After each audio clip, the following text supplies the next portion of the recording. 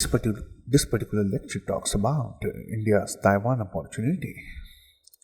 And here we will examine a suggestion that the new government in Delhi should put Taiwan on its diplomatic priority list. This suggestion might look a rather small recommendation for the Prime Minister Modi, who has come back with a huge domestic mandate that vastly enhances its international standing.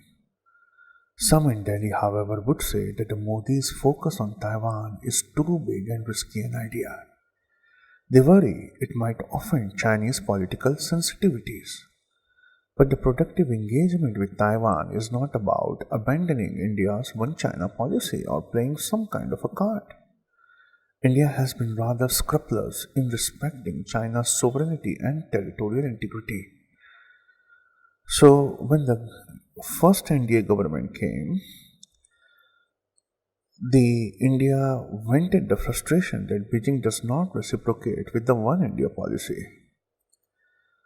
So, given the stakes, we are going to see that is it sensible for Delhi to deny itself the benefits of engaging Taiwan within the framework of its One China policy?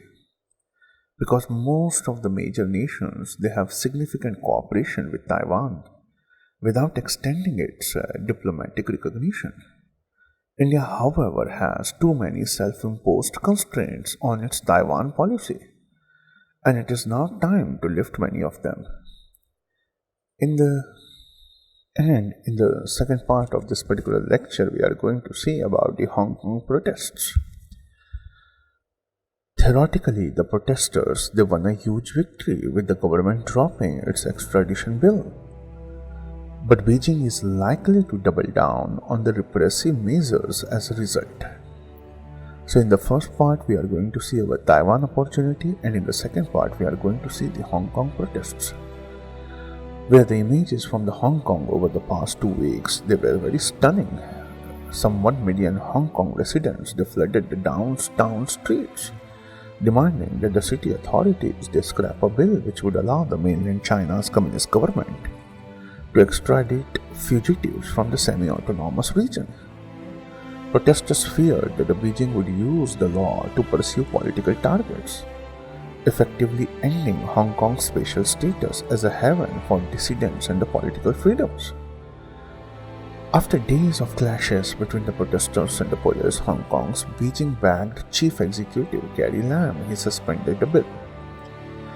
Many observers look this as a major victory for Hong Kong's pro-democracy movement.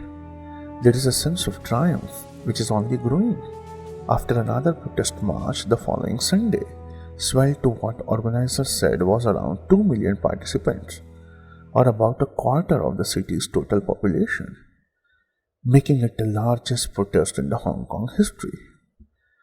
The protesters demanded a complete withdrawal of the bill as well as the Lam's resignation. Lam offered a public apology, but it would be a mistake to consider this victory more than a temporary reprieve, because the Chinese Communist Party is a master of attrition.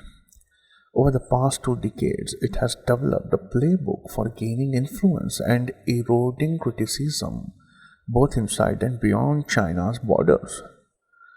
Since assuming office in 2012, party chairman Xi Jinping has intensified pressure on the free speech abroad. Not only he has intensified the pressure on the free speech abroad and overseen a sweeping crackdown on the civil society and expression in the mainland. So this is an important lecture in which where in the first part we see the Taiwan issue, whereas in the second part we see the Hong Kong issue.